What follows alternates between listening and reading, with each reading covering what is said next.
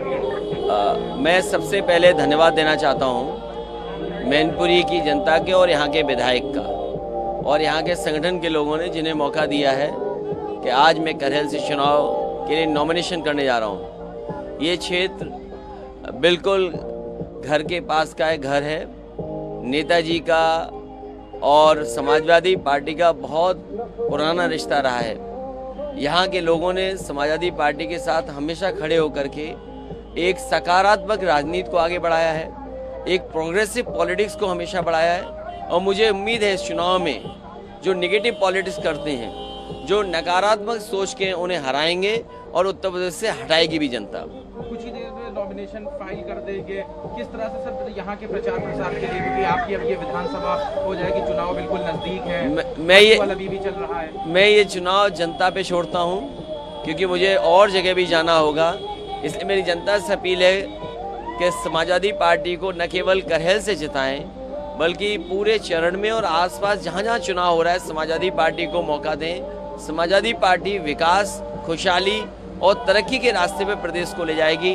एक नए प्रदेश का ऐतिहासिक ऊंचाई तक विकास को ले जाने के लिए समाजवादी पार्टी की जनता मदद करे, यही मैं अपील इस मौके पर कर सकता हूँ।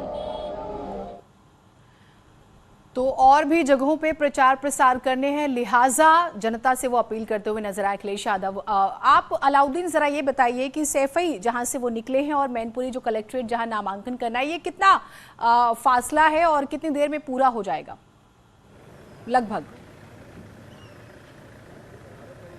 और देखिए कुल दूरी सैफई से मैनपुरी की करीब 40 किलोमीटर की है और जो गूगल मैप के हिसाब से 45 मिनट का ही रास्ता है।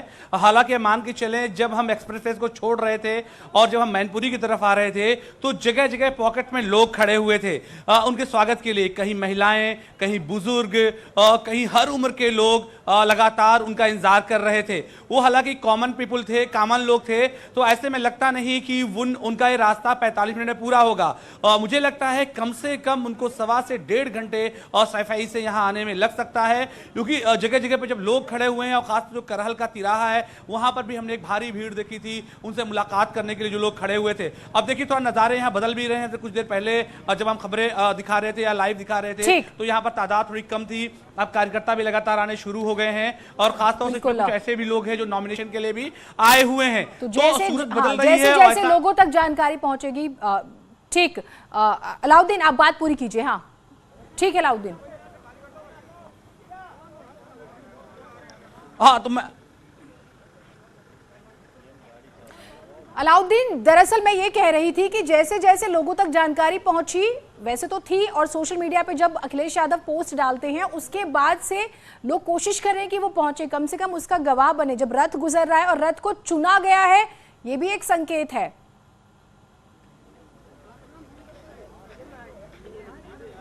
हाँ जी हाँ बिल्कुल, रथ एक सिंबॉलिक उनका इतना से संकेत है। बल्कि आप देखें जो पहले दिन कानपुर से उन्होंने सफर की शुरुआत की थी तो समाजवादी विजय रथ के ही तहत, हालांकि बाद में इलेक्शन कमीशन की पाबंदियों के बाद रथ रुक गया, लेकिन पिछले दिनों मुजफ्फरनगर से मेरठ, मेरठ से हापुड़, हापुड़ से गढ़मुक्तेश्वर जो सफर उन्होंने तय किया था कोविड प्रोटोकॉल के तहत, वो रथ को ही चुना था। तो ऐसे में सैफई से लेकर के और मैनपुरी का जो सफर वो तय कर रहे हैं, रथ एक्चुअली एक सिंबॉलिक, एक सिंबल है जब वो सड़क पर चल रहे होते हैं। हालांकि तादाद उसमें 3 से 4 लोग ही रहती है, तो ऐसे में आम जनमानस और लोग उसको देख पाते हैं और खासतौर से उनके जो लोग हैं उनका मोराल बूस्ट होता है। एक खबर और है कि नामांकन के बाद वो एक प्रेस कॉन्फ्रेंस करेंगे, पत्रकारों से बात करेंगे और करहल के कुछ इलाकों में भी समाजवादी पार्टी के राष्ट्रीय अध्यक्ष कैंपेनिंग के लिए डोर डोर जा सकते हैं। फिर वो 2 बजे तक यहां से रवाना होंगे। 4 बजे तक उनको लखनऊ पहुंचना, कुछ महत्वपूर्ण मीटिंग्स हैं, जैसा कि कुछ देर पहले जब हम बाइट सुन रहे थे तो इस बात का जिक्र भी कर रहे थे। तो ऐसे में शेड्यूल जो समय है उससे कुछ ज्यादा वक्त जरूर हो जाएगा, लेकिन वो आएंगे और बहुत जल्दी यहां से बातचीत करके कुछ इलाकों में कैंपेनिंग करके वो लखनऊ के लिए रवाना होंगे। बिल्कुल, रथ के अंदर की तस्वीरें हम दिखा रहे हैं और लोग किस तरह से उत्साहित हैं वो भी लगातार हम दिखा रहे हैं, जो तस्वीरें सामने आ रही हैं। और आपके आसपास काफी लोग नजर आ रहे हैं मुझे अलाउद्दीन, संख्या बढ़ने लगी है लोगों की। जी हाँ बिल्कुल, आसपास जो समर्थक है समाजवादी पार्टी के वो लगातार बढ़ रहे हैं। आप देखें तो यहाँ भारी तादाद में लोग आना शुरू हो गए एक बार फिर से। इधर देखें जो तिराहा है, इधर की बैरिकेटिंग है, उस बैरिकेटिंग के पार भी कुछ लोग आ गए हैं, लेकिन सिक्योरिटी के तमाम लोग उनको बाहर भी कर रहे हैं और लगातार दिशा निर्देश दे रहे हैं कि सब लोग इस कम से कम जो बैरिकेटिंग है इसके पार ही रहें, क्योंकि यहीं से रास्ता फिर कलेक्ट्रेट के अंदर की तरफ जा रहा है और कलेक्ट्रेट में उनको नामांकन करना है। इससे पहले प्रोफेसर रामगोपाल यादव, जैसा कि हम कह रहे थे, वो वहां पहुंच चुके हैं, तमाम उनके जानने वाले लोग पहुंच चुके हैं।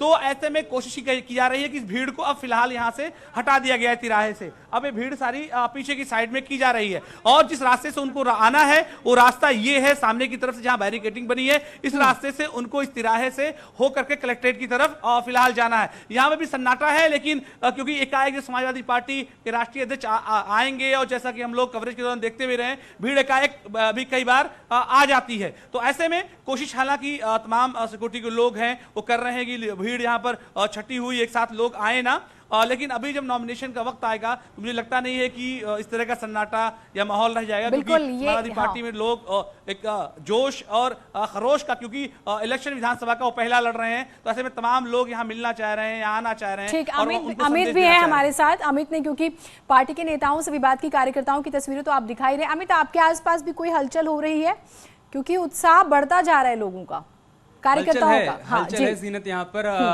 काफी संख्या में लोग यहाँ पर हमें नजर आ रहे हैं। चूंकि कोविड गाइडलाइंस का पालन भी करना है, थोड़ी देर पहले हमने सीओ से बातचीत की थी, तब उन्होंने कहा था कि सुनिश्चित किया जाएगा कि चुनाव आयोग की तरफ से जो गाइडलाइंस जारी की गई उसका पालन हो पाए।